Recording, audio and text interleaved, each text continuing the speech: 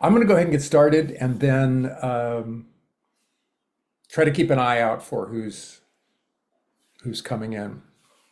Um, the additional reason it's too bad that a bunch of folks couldn't make it is we're actually I'm going to give credit where credit is due. The discussion that you folks generated earlier helped me think more about um, the matter of trust in government, and that as one of the elements of the organic constitution for ordinary citizens. That it's crucial for the Constitution to work, that ordinary citizens trust that the government is making policy legitimately. Okay, and there's it's a standard survey item that everyone uses, and then their trust measure will lump together responses of you can trust the government to do what's right all the time or most of the time. So whenever you're getting a figure from folks doing this on the news and talking about trust in government, that's what they're doing. They rarely tell you that's what they're doing, but that's the deal. And that trust in government measure bottomed out toward the end of the Carter administration at about 25%, which is really small. Um, by the end of Reagan's first term, it had gone up about 15 points and stayed at about that level for his second term. Um, Mind you, this is still a come down in terms of trust from the days before Watergate. Watergate really was a shock to the system, from which we just never really recovered. But it's worth pointing out those points in time where there's a revival of trust, because it's certainly a good thing. All other things being equal, you want people to trust what the government is doing. So how did Reagan do that? Uh, the literature on trust in government is really there's no consensus about what generates more trust in government. There are some folks who argue that policy is at the root of it. It's all over the place, but a major policy performance of the government. And so what I wanted to do was to go through in a thumbnail kind of way. So what were the policies and what were the accomplishments of the Reagan administration? Does it look to you like that's going to generate this increase in trust in government? So in terms of domestic policy, I'm going to click through these pretty quickly, in part because we've talked about them before and you're pretty familiar with them. One is the supply side tax cuts, and we already talked about the outcomes of that.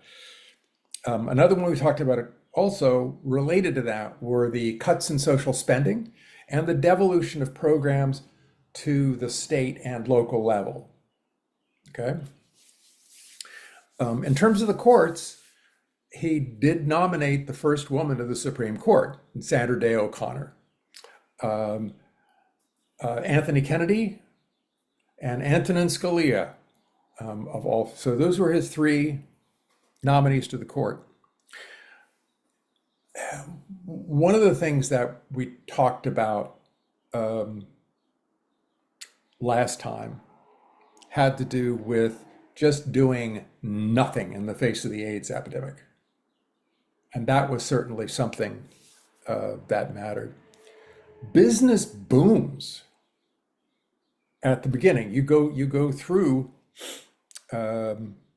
Black Monday in 1987, where the market loses like 20% of its value in one day.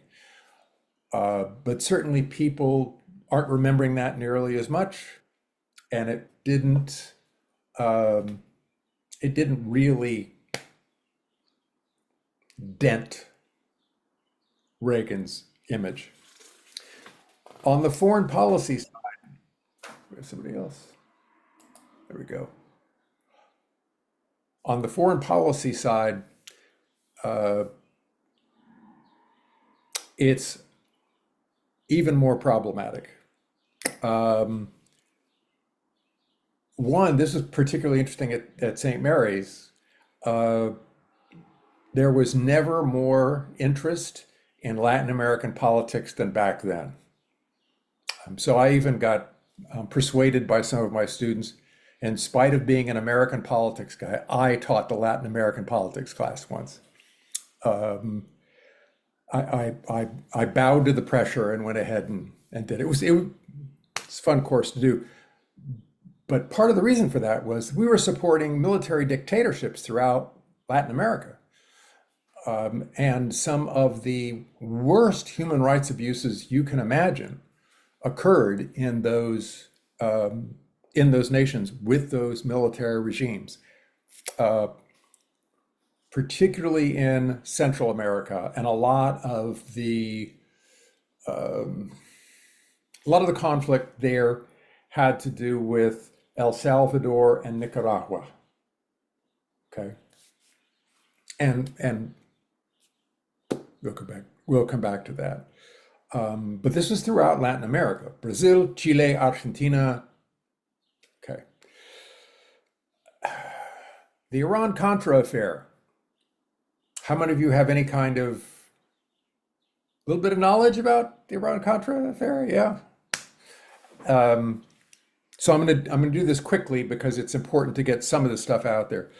Uh, I want you to remember that this is right after Iran um, held folks in the embassy hostage like forever. The plan of folks in the Reagan administration was to sell arms to Iran and use the revenue to fund the Contras in Nicaragua that were attempting to topple the Sandinista regime. There are a couple of folks should have responsibility. When they do horrible things, they should have some responsibility. Oliver North. Does that name ring a bell for any of you folks? Not only did he do horrible things, this is unconstitutional and it violates um, the Boland Amendment that specifically prohibited giving money to the Contras. Um, North was a key person putting all this together. He had his secretary Fawn Hall shred key documents. His career continued, and he ended up the president of the NRA. What a guy. Um, Admiral Poindexter, Caspar Weinberger, all of these folks. This was the crusade against communism. And then wherever it pops up, or you think it becomes a proxy war. It's not just the Sandinistas and the Contras. It was the United States and the Soviet Union, just played out through those proxies. Um, the congressional committees that investigated this put together a majority report that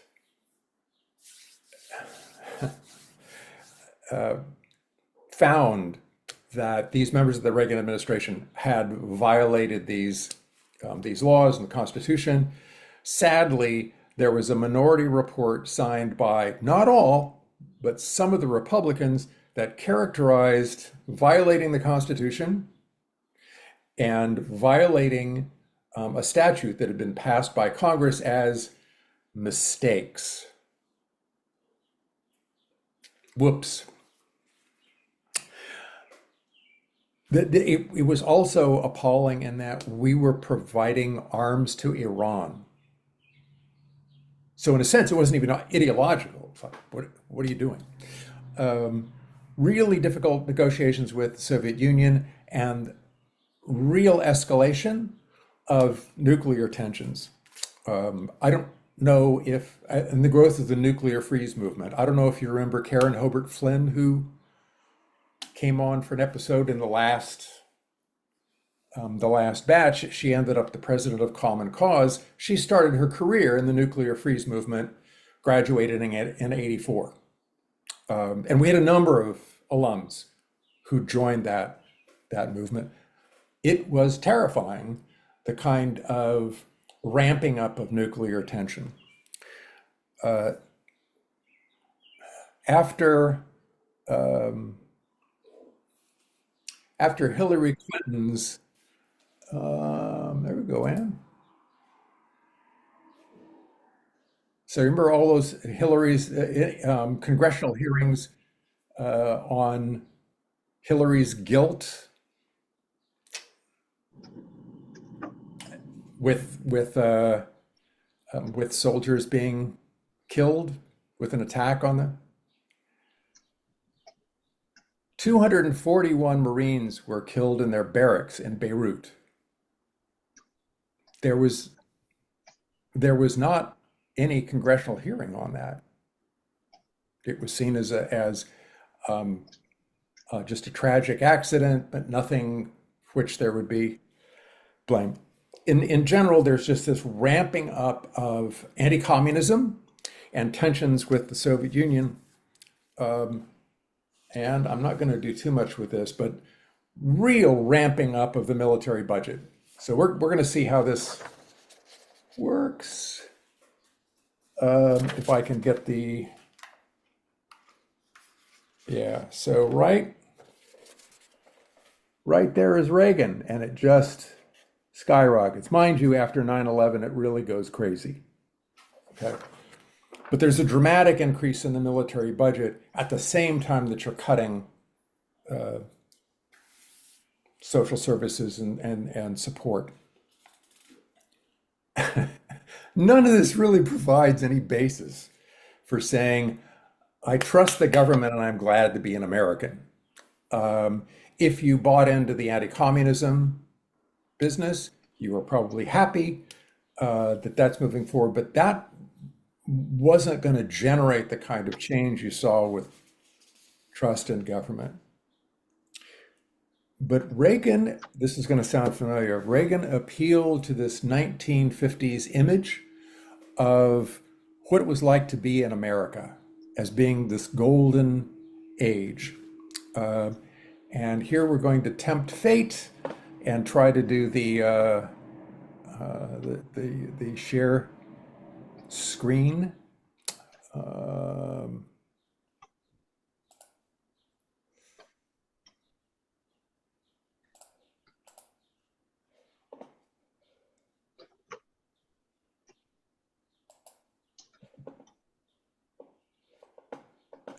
okay, let me see if I can get it.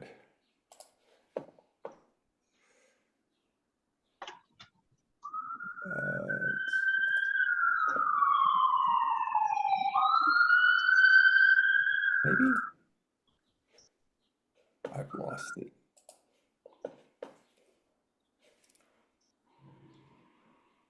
Oh, here we go.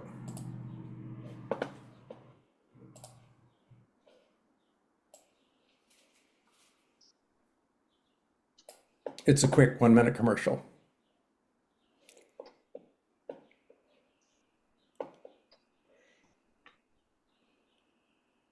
Oh, come on. It's morning again in America. Today, more men and women will go to work than ever before in our country's history. I'm sorry, I want you to keep track of things that you notice about this commercial. Okay? Interest rates at about half the record highs of 1980. Nearly 2,000 families today will buy new homes, more than at any time in the past 4 years. This afternoon, 6,500 young men and women will be married. And with inflation at less than half of what it was just 4 years ago, they can look forward with confidence to the future. It's morning again in America. And under the leadership of President Reagan, our country is prouder and stronger and better.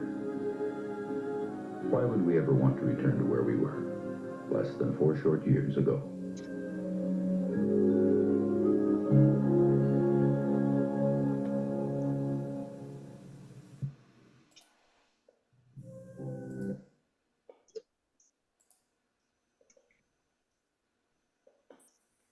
Okay.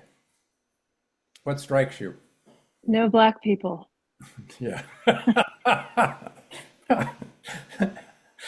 Yeah. I was wondering if it was going to be just white people. I was like, oh, there's one maybe at the end. Yeah, But those there's kids. there's a possible person or two of color at the end, but yeah, not really much. Lots of flags. Mm-hmm. Log Ready. cabin, Lincoln, America. Yeah. Um, this is a famous commercial. I mean, some of you were nodding your heads like you've seen it before, or it's absolutely famous. It is certainly the kind of commercial that I don't think you can do now. It's not going to be effective. And it's not as though it gave him the victory in 1984. He just absolutely destroyed Walter Mondale, who, by the way, would have been an outstanding president. Um, there were other reasons. And it's this really traditional, really sort of sentimental, over the top version of patriotism.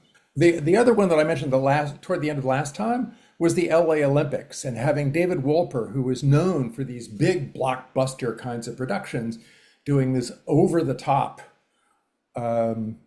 production in those Olympics for the opening and closing ceremonies, and then throughout. Here's the deal, though.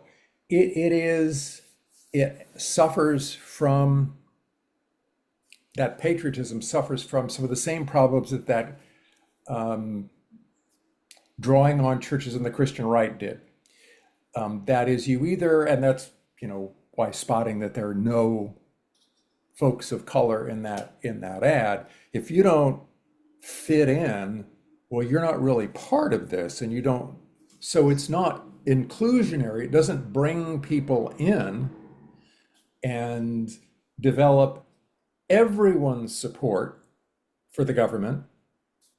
It's energizing some of those folks, and in some sense mobilizing them against those people, those other people who aren't in the ad, who don't have personal lives like that ancient woman in the wedding.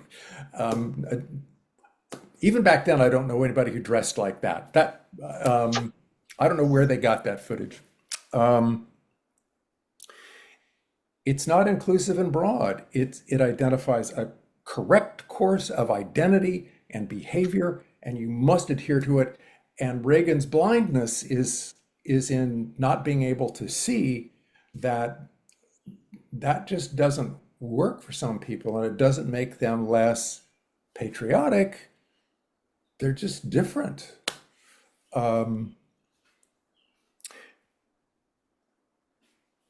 Here's an interesting thing. What I'm doing is like getting a little bit at what you're dealing with trust in government. One of the things that folks started to find was beginning in the 70s, you started to see someone's partisan orientation affect how they evaluated their level of trust in government. Okay, so that if I'm a Republican, I'm more likely to trust the government when it's under Republican control. I understand. That's the way it works now. But that was something that didn't used to occur. Same for the Democrats. Democrats are more likely to trust in government when Democrats control government.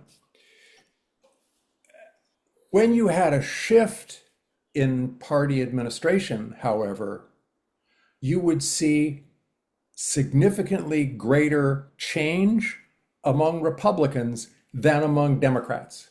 In other words, Republicans were much more, when evaluating their trust in government, were much more sensitive to, if it's Republicans in power, I'm going to trust them. If it's Democrats, not so much.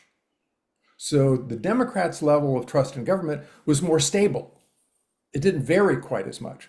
Republicans' trust in government would change dramatically when you had, I'm sorry, I'm overstating the case, would change significantly more as you move from one party administration to there. Is that clear?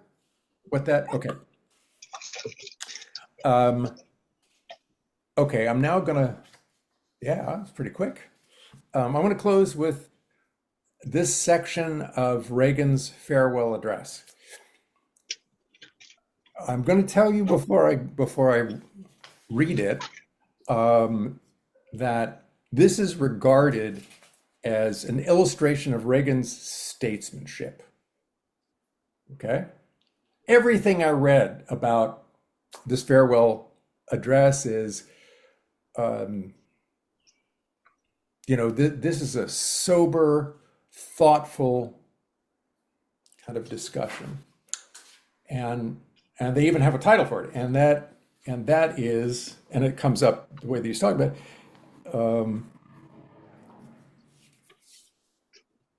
He calls it informed patriotism. Okay, and that sounds great. Now listen to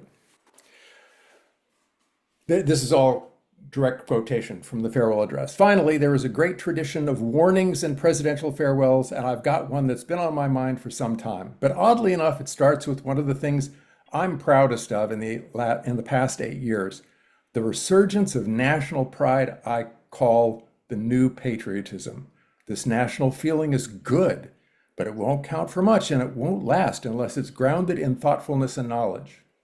Okay, so far so good, huh? Here we go. And informed patriotism is what we want. And are we doing a good enough job teaching our children what America is and what she represents in the long history of the world? Those of us who are over 35 or so years of age grew up in a different America. We were taught very directly what it means to be an American. And we absorbed almost in the air a love of country and an appreciation of its institutions. If you didn't get these things from your family, get these sources. From your family, you got them from the neighborhood, from the father down the street who fought in Korea, or the family who lost someone at Anzio. Or you could get a sense of patriotism from school. And if all those failed, you could get a sense of patriotism from the popular culture. The movies celebrated democratic values and implicitly reinforced the idea that America was special. TV was like that too, through the mid-60s. But now we're about to enter the 90s, and some things have changed. Younger parents aren't sure that an unambivalent appreciation of America is the right thing to teach modern children. And as for those who create the popular culture, well-grounded patriotism is no longer the style. Our spirit is back, but we haven't re-institutionalized it. We've got to do a better job of getting across that America is freedom. Freedom of speech, freedom of religion, freedom of enterprise, and freedom is special and rare. It's fragile.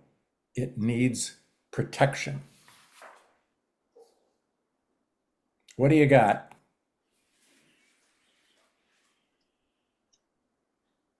Ah, come on. Well, I don't know if this is what you're looking for, but I, also would in you that. wait a second, Polly, you guys Yes. have to stop that nonsense. I'm not looking for anything. Okay. I just Here's my observation. How about Good. that? good. All of this language and that ad makes me think of a very narrow worldview of suburban white America. That the values are based on, two parent, a man and a woman, and 2.5 kids, and we go on vacation in our giant station wagon, and et Yeah, cetera. that's right. There was like a relic from the past there was um, the Woody station wagon as Mhm. part of that commercial. Yeah. Yeah, and that I get, and this might, and I was trying to think about hearing the speech, thinking about what people at the time would have had, what their worldview was at that time, but I couldn't help but hear, when he was talking about protection, it kind of got, the hairs on the back of my neck got protection from what? Protection from people we don't agree with. Yeah. Yeah, Yeah. Yeah. That's good. felt kind of weird, but yeah, those are my observations. Yeah. I'd love to celebrate freedom of religion. I think he's got a very specific idea of what he likes in religion. Right. Yeah. Yeah. Yeah. I thought it was kind of the irony of protecting freedom when really in Mhm. some ways it's like this is very clearly like the very narrow thing I'm thinking about, but all the other things we don't really like, which of course is almost like an opposition to like that larger vision of freedom, right? Yeah. Yeah. Yeah. Yeah. And it also seems like so when he's referencing television, if you didn't get it anywhere else, if you didn't grow up in a white suburban family and you didn't get something at school, it was on TV. Like Leave It to Beaver and all of this TV shows from the 50s and 60s that were very Well, Well, wait. wasn't he an actor in the 50s? Wait a minute, let's Yeah. turn Yeah. this clock back. Yeah. Well, and based in the kind of environment that you described earlier, Polly, they're all in white suburban uh, Perfection. Yeah. neighborhoods. Yeah. Mhm. Yeah. There's a little bit of a hint, and I understand that you guys are too young to. If you think about movies that became big, and it really predates this. It's really movies in the 60s into the 70s, and really um, you had movies with anti-heroes. You had Bonnie and Clyde, okay? You had movies that challenged pretty directly exactly the vision that Ronald Reagan had in mind. And those are the movies that were doing well, not the old westerns that had all of the lessons that Reagan wanted you to get. Um, they were more they were more sophisticated movies. They dealt with more problematic um, topics. You start seeing folks of color in those movies in key roles. Honestly, it takes a long time for Hollywood to catch up with this as well. But you're starting to see some of that, and you have to know that um, that is just enraging Ronald Reagan. Those are not the movies that he wants to watch. He believes that they are wrong, that they're teaching young people the wrong lessons, and they're subverting the kind of informed patriotism that he wants to promote. So there's, I mean, I suppose I'll fess up. I mean, there was a little bit that I did want you to see. This um, this is certainly echoes of what you're seeing right now.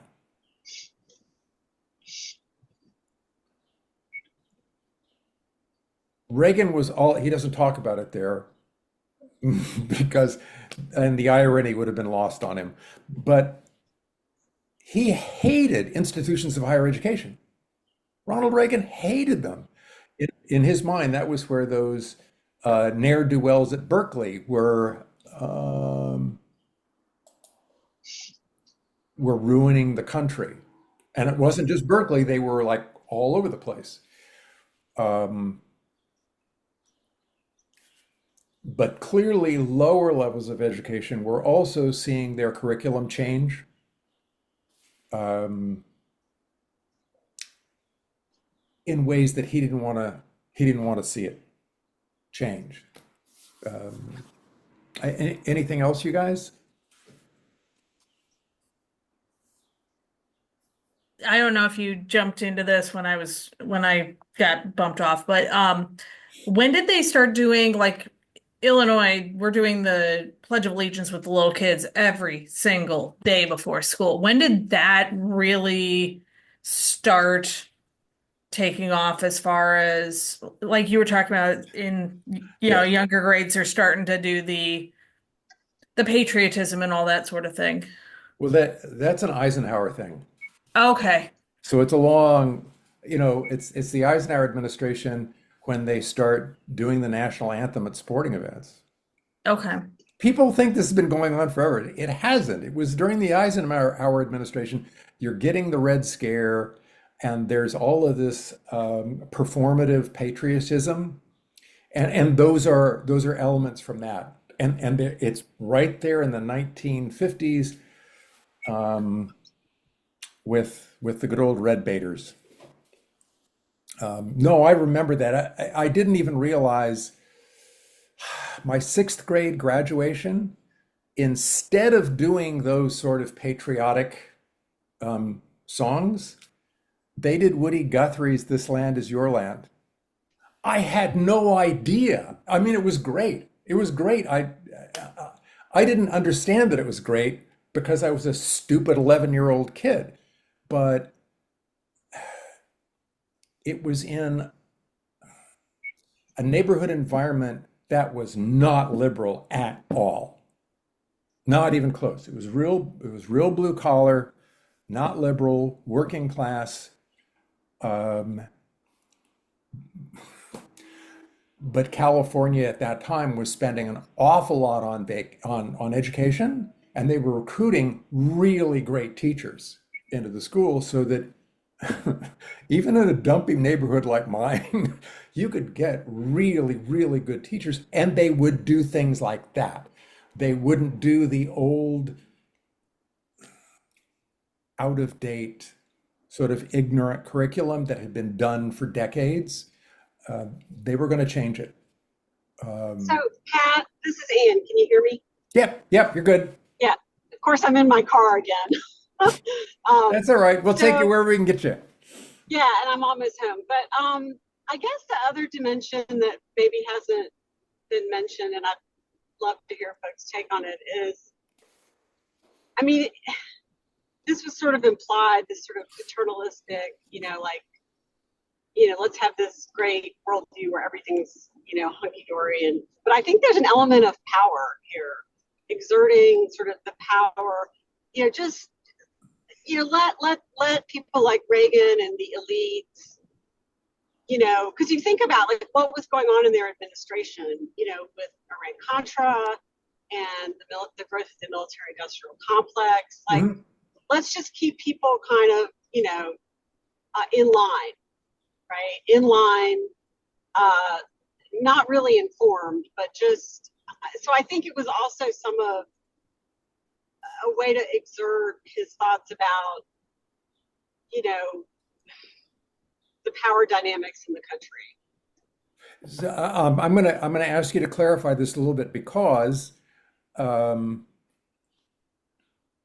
there are sort of two kinds of meaning we can um, we can attach to what you were talking about there.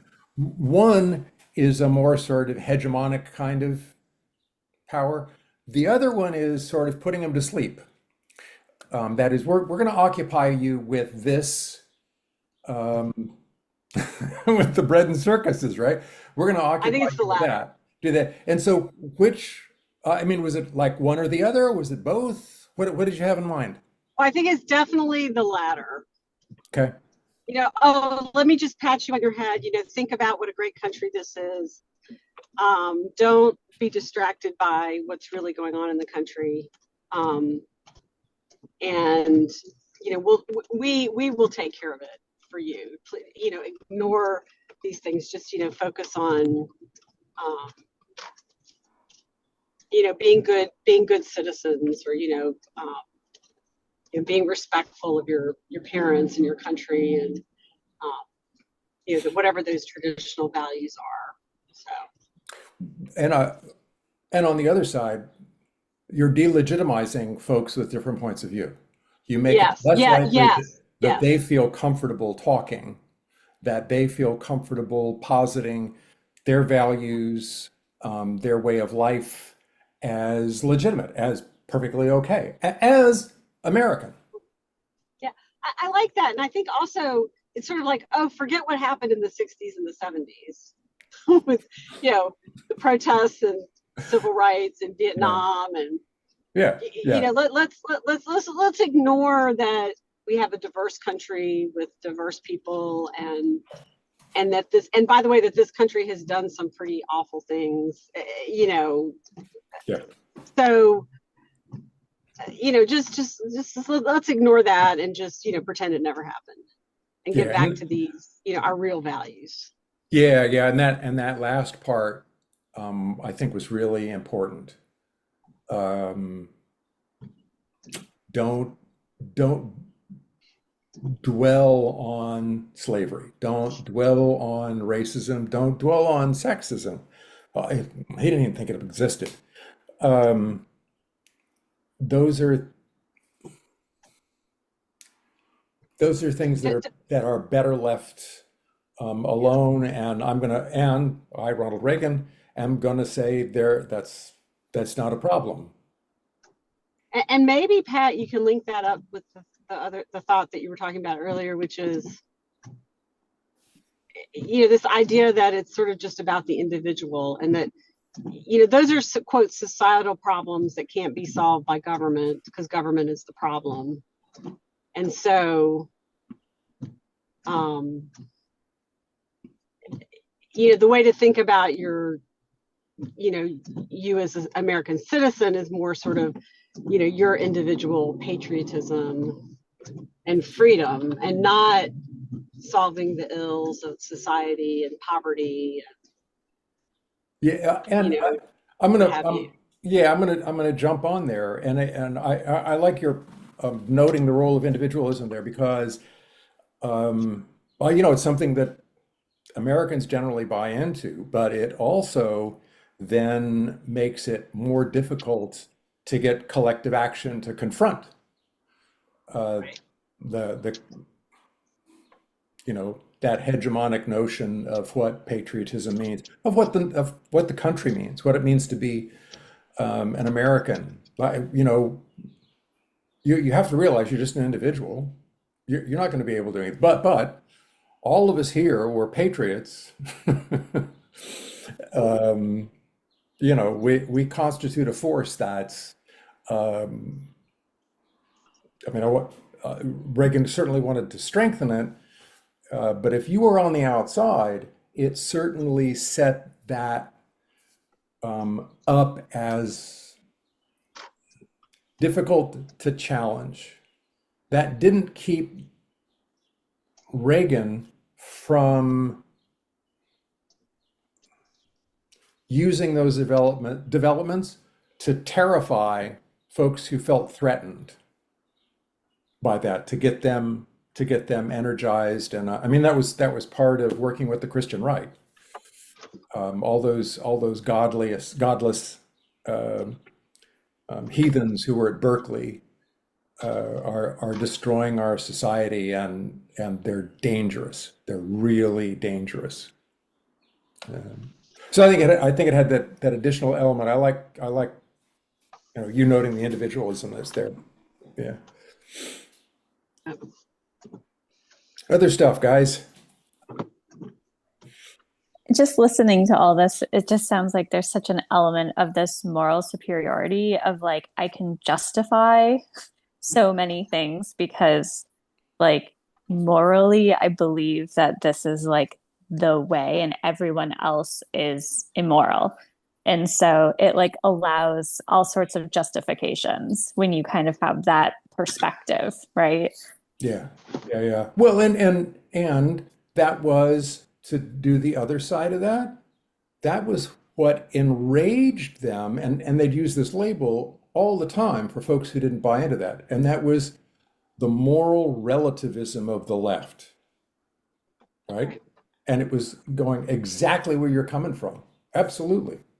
Absolutely. Um, it's I think today we've got that just stretching it, we've got this America first and jingoism and that sort and just distrust on a national official level of like the world order and the world trade and international organizations and that. I mean, if we compare that to the 80s, we've got us and we've got Russia. Yeah, there was also a lot of that distrust internationally, and Europe didn't they had started to organize and that sort of thing with the Maastricht Treaty, but they didn't really get together and form the EU, and the Eurozone and that sort of thing. They did not get to consolidate and build their power until after the 80s happened. So Yeah, Yeah. I we're I don't want to take seeing us too those far patterns afield, come but back again. yeah, Yeah. I don't want to take us too far afield, but it did strike me though, having, despite all this, and I remember this because in 1986 I was in DC for my Washington semester program, and I had to do a summary of the 1986 Immigration Act, which was literally the last time that there was major immigration reform in the country. And they did, you know, despite all this with Reagan, I don't know, Pat, if you have a different take on this, but they did, the Congress did pass a major immigration reform bill, including amnesty for millions and millions of people. And, the Republicans were on board, the Democrats were on board, Reagan was on board. Yep. So I don't know, it just sort of struck me as we were talking about this, that, a lot has, there are elements of the same, and then a lot has changed too. Well, I'll help you make sense of that. And it's Reagan's time as governor and the Bracero program in California.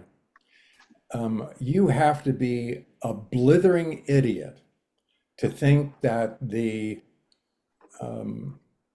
huge agriculture industry in California will survive without immigrant labor. Yeah. The number of immigrants needed for harvesting, it's a big state, and it's the most productive state agriculturally in the country. Well, one, California had a weak governor system, but two, even Reagan, who wasn't the brightest of light bulbs, understood that you weren't going to be able, he was going to crash the agricultural industry. And so they had in place the Bracero program that was a way of allowing immigrants into California to do that agricultural labor. You now have folks who,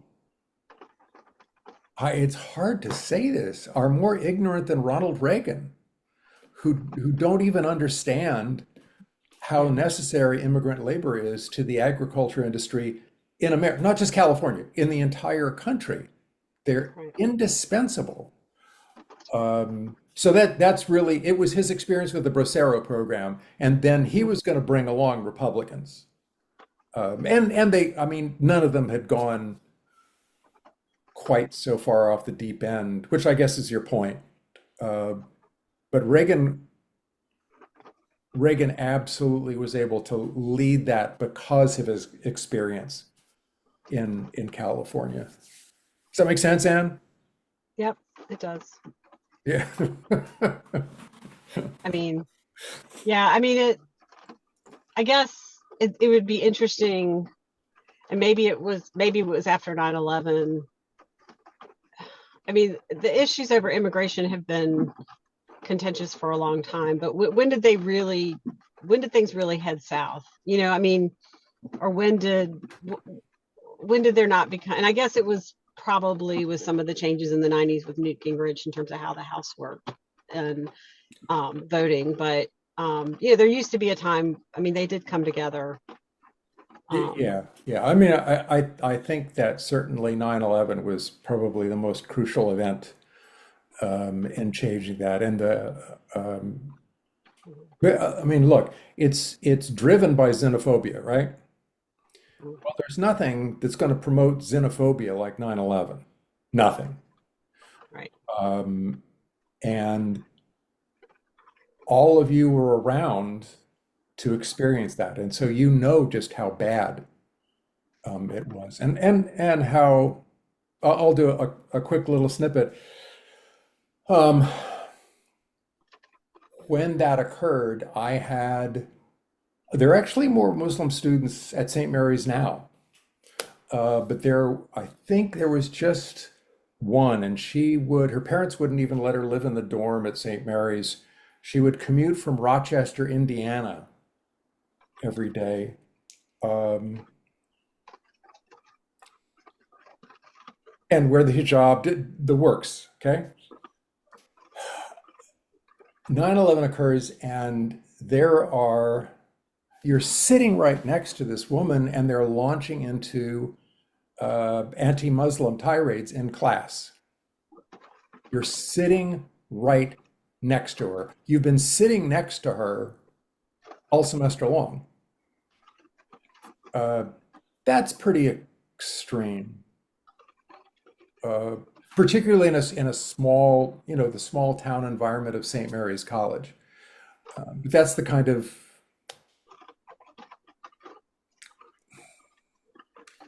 that's an illustration of when it really, really ramped up. I don't know until,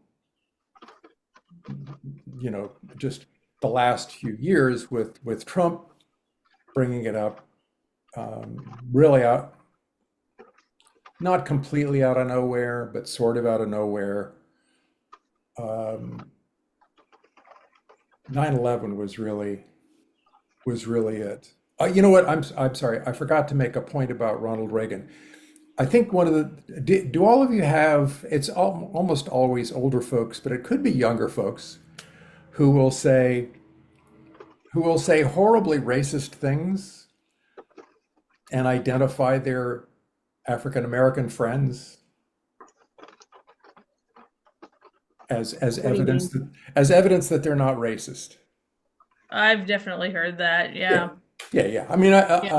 I think of old people when I think of Katie. You've got a story. Oh, come on. No, I was just like, where were you going with that question? But yeah, Um, no, we I, yeah, we it's had common. we had elderly neighbors next door. This is a thing. This is something that people see all the time. And he would say just right up front, racist things.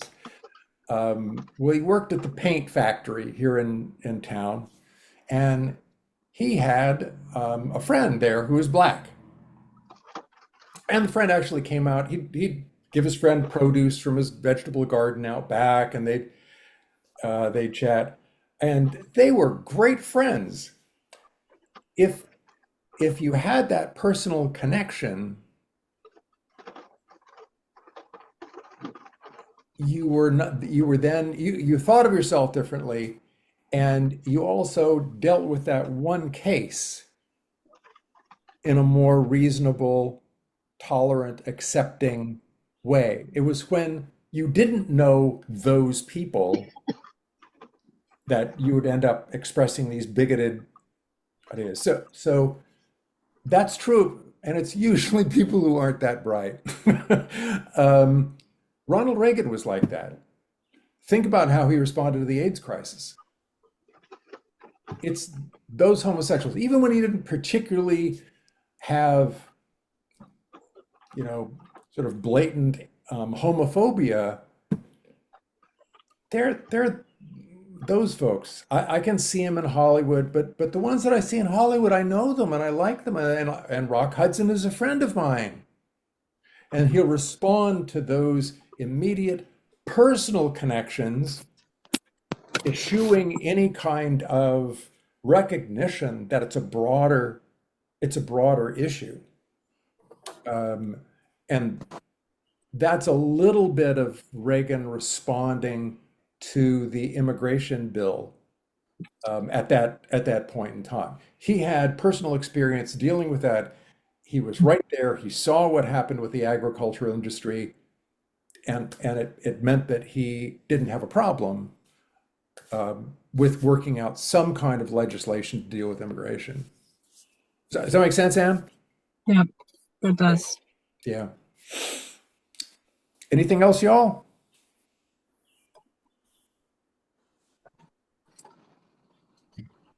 You're talking about making things, you've got a friend, so then you can identify with it and that sort of thing. And it just reminded me of Ruth Bader Ginsburg's arguments in front of the Supreme Court for the sex discrimination.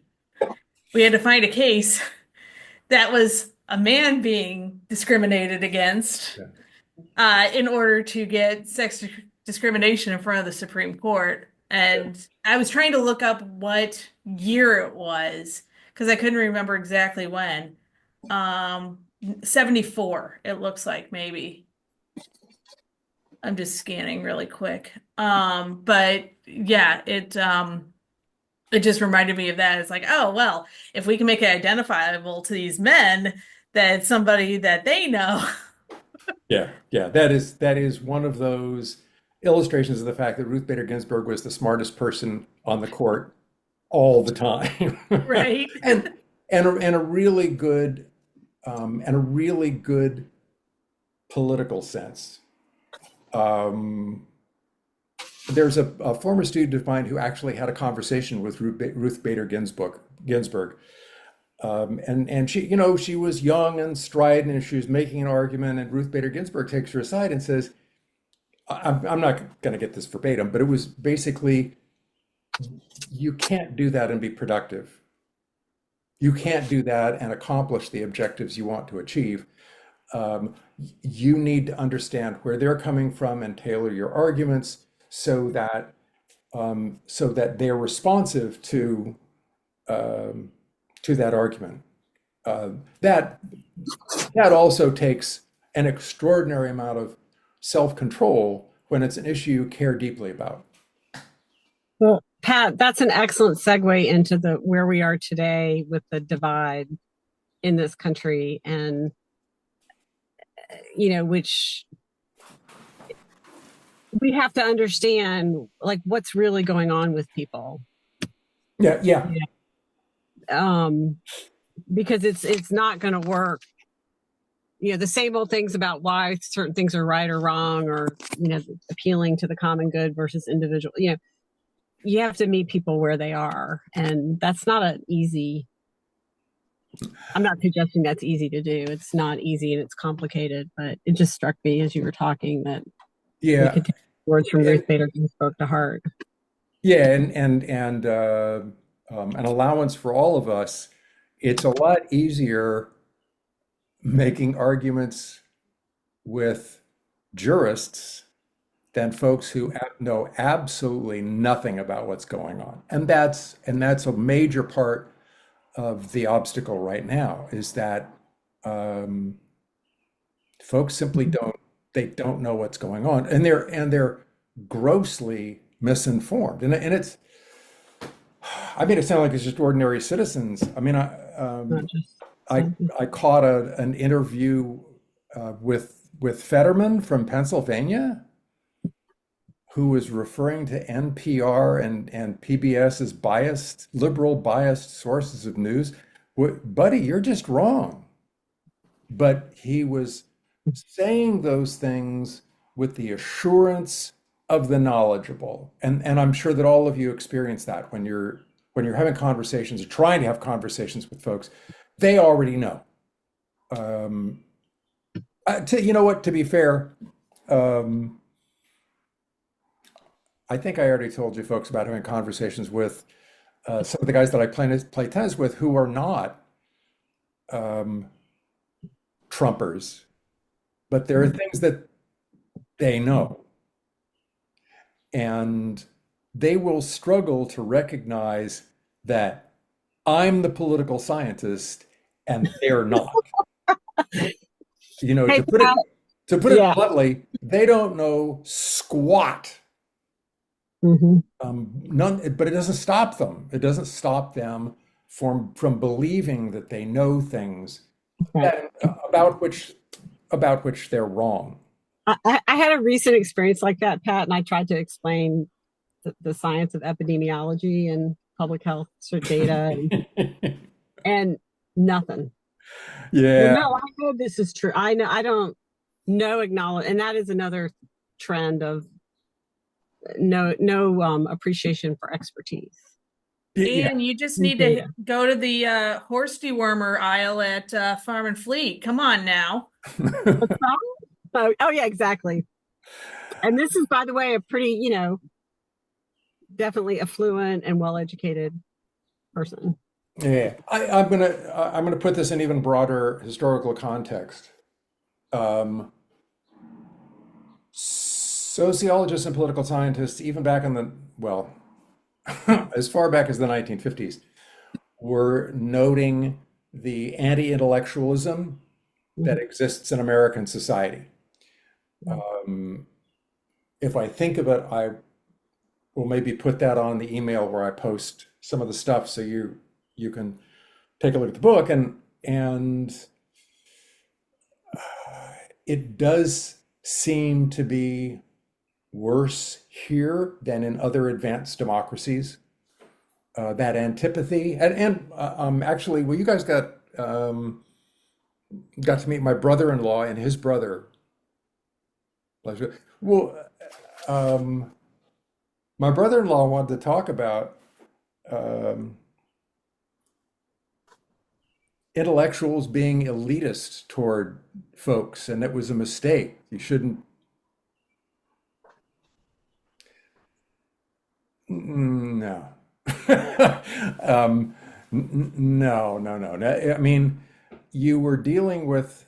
I mean, the term that I've coined, and remarkably, my wife has picked it up too. So I know that it's good. And that's the stubbornly ignorant. Because you can have, like the conversation that Ann described, you can have that conversation with them, and they will just stubbornly ignore every piece of knowledge and information you're providing. And so I'm really embracing the term stubborn ignorance. It's characterizing was and to go back to where we're going with Ruth Bader Ginsburg, it's unclear how you deal with stubborn ignorance. Ruth Bader Ginsburg wasn't dealing with stubborn ignorance. It doesn't make her accomplishments any less phenomenal. Nonetheless, what people are dealing with now is extraordinarily difficult, and it's honestly not clear how to deal with it. I was reading an article a couple of weeks ago, and it was talking about how, for a long time it was just a very specific group of people who were able to go to college, who were able to be in the workplace, who were able to